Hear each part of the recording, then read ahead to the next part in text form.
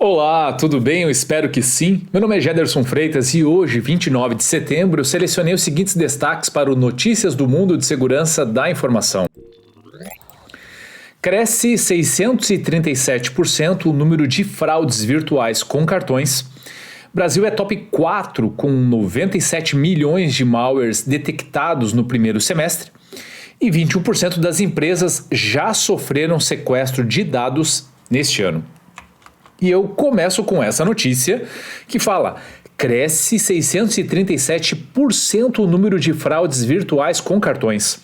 Houve um aumento significativo no número de ameaças de fraudes financeiras no Brasil no primeiro semestre de 2022. É o que mostra o recém-lançado relatório semestral da Apura Cyber Intelligence, que traz o panorama sobre crimes cibernéticos e cibersegurança no país em 2022. As fraudes financeiras, via internet, têm como maior objetivo extrair dados que permitam aos criminosos adquirirem credenciais e, desta maneira, subtrair dinheiro das vítimas, que pode ser em valores pequenos ou até mesmo quantias maiores. Para poder entender o cenário de crimes financeiros virtuais no país, a Apura utilizou dados do BTT-NG, ferramenta de Cyber Threat Intelligence da empresa, que avalia bilhões de informações na busca por padrões que possam indicar algum tipo de ameaça e alertar quando atividades mal intencionadas forem detectadas. Assim, é possível, através de termos, por exemplo, identificar padrões e emitir alertas de segurança.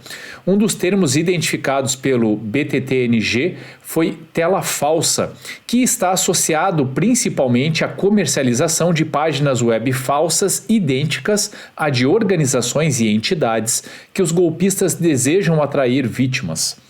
No primeiro semestre de 2022, em relação ao primeiro semestre de 2021, a procura pelo termo ou menção à tela falsa subiu 67%. Essas telas são utilizadas para enganar as vítimas, levando-as a acreditar que estão acessando o site original, quando na verdade estão logando com sua credencial e até mesmo com números de cartão de crédito numa página falsa. Outro termo com muitos eventos relacionados foi burlador. Os burladores, mais especificamente burlador de selfie, buscam contornar a necessidade de envio de selfies para procedimentos como abertura de contas ou solicitações de cartão de crédito ou empréstimos online.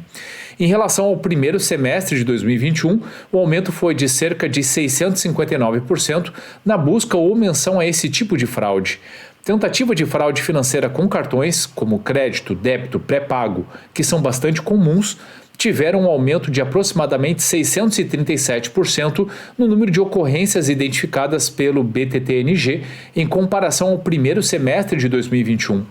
No mundo, o sistema coletou informações de 2.284.797 cartões, sendo 283.031 com origem no Brasil, um aumento de mais de 46% em relação ao número de cartões nacionais identificados entre 2021 e 2022.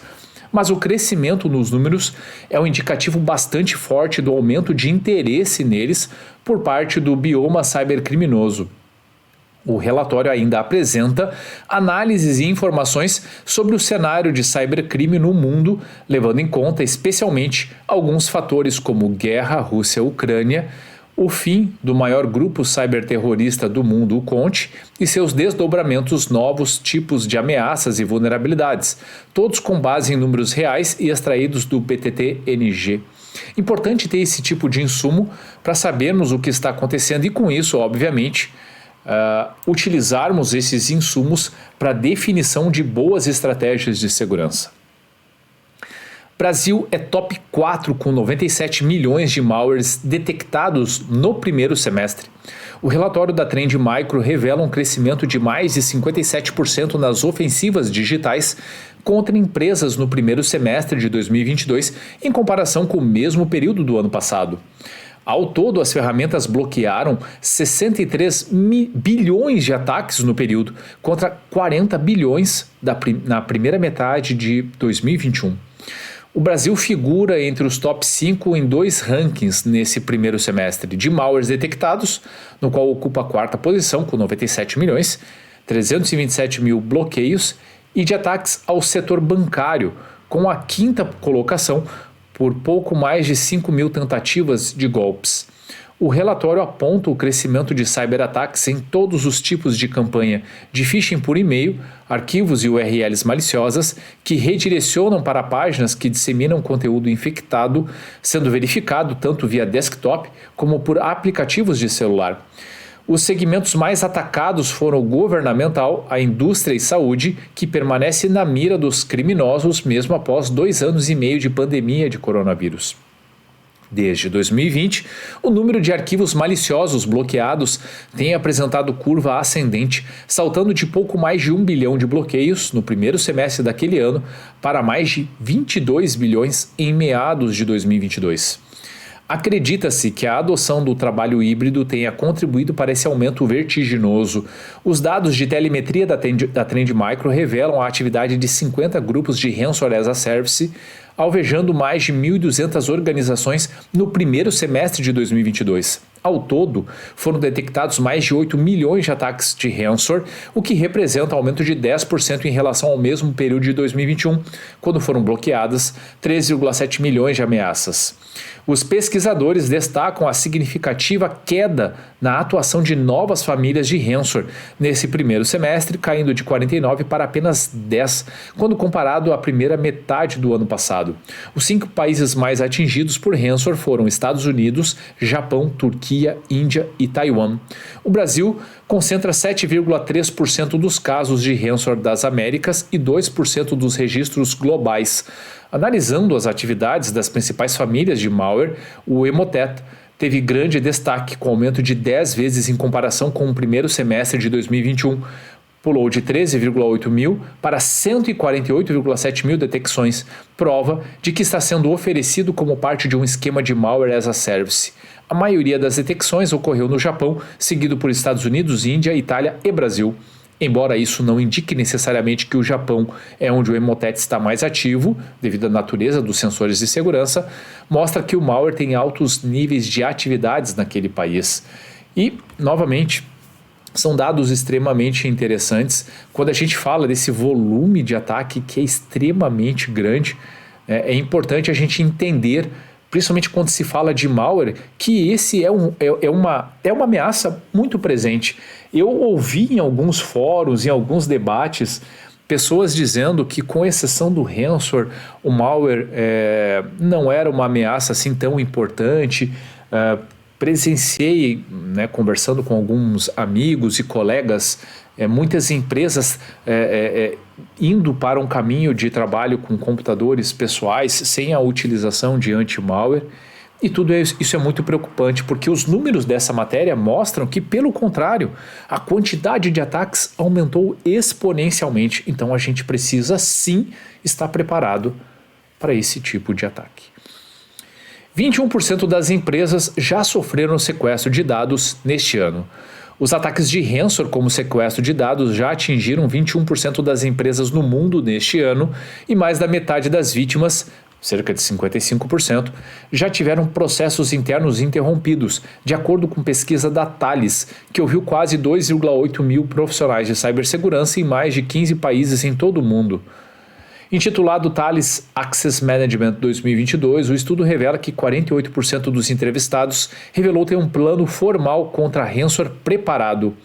Lembra que eu falo muitas vezes aqui no Notícias que é preciso que estejamos preparados para proteger, então bons controles para proteger, boas ferramentas de detecção de comportamento para ver coisas que acontecem fora do normal ou de possíveis ataques, enfim, e planos de resposta para incidentes, entre eles de ransomware, e é o que a matéria destaca. Isso é extremamente importante. A boa notícia é que a conscientização sobre esse tipo de ataque cresceu significativamente, e embora quase 1/4 das companhias considere a perda financeira o maior impacto de um ataque, mais empresas entendem que precisam ajustar seus orçamentos para executarem planos de resposta para ataques de ransomware. Francisco Camargo, CEO da CLM, distribuidora da Thales no Brasil, avalia que o impacto do trabalho remoto durante a pandemia de Covid-19 aumentou a consciência e as preocupações de proteção e de como resolvê-las, tanto dos profissionais de cibersegurança como da alta administração. Para identificar a extensão dessa mudança acelerada pela pandemia, a pesquisa da Thales apontou que o método de MFA, ou autenticação multifator, é o mais usado, incluindo outros métodos de autenticação, do que uma simples senha, principalmente para aplicativos de nuvem e que agora, aos aplicativos legados on-premise, softwares instalados localmente também. Em todo o mundo, o uso de autenticação multifator permaneceu praticamente o mesmo ano a ano, 56% em 2022 contra 55% no ano passado. O lado negativo, no entanto, é que menos de 50% dos colaboradores usam mecanismos MFA e ainda dependem de simples senhas em um grau alarmante. De acordo com o relatório, o acesso remoto ainda é o principal caso de uso para MFA. Neste ano, 68% dos funcionários remotos e funcionários móveis que não são de TI usaram MFA, o que representa uma ligeira queda em relação aos 71% no ano passado. Depois, foram os profissionais com privilégios, 52% acima dos 48% de 2021, e terceiros, como consultores, parceiros e fornecedores, 49% contra 50% em 2021. Mesmo com o aumento das implantações para equipes e funcionários internos, que cresceu 6 pontos percentuais no último ano para 40%, destaca Camargo. O levantamento da Thales descobriu também que as empresas têm implantado tecnologias de acesso impulsionados pela pandemia e o trabalho remoto. Cerca de 45% implementaram o MFA para gerenciamento de acesso baseado em nuvem. Em segundo lugar, com 42%, foi acesso à rede Zero Trust, com perímetro definido por software. No Brasil, foram 102 empresas entrevistadas. Esse ponto é um ponto ainda bastante importante. Quando a gente fala de sequestro de dados, 21% representa um número bastante significativo. Significa dizer que a cada 10 empresas, 2 tiveram sequestro de dados. É um número preocupante, é um número bastante alto.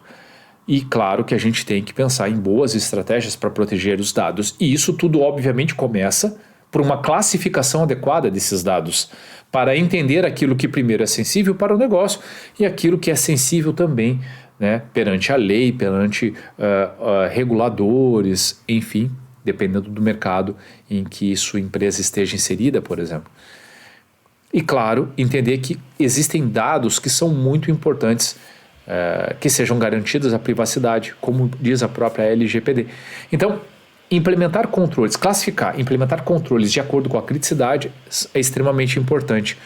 E me parece que ainda temos muito para avançar, muito mesmo, porque os vazamentos estão acontecendo.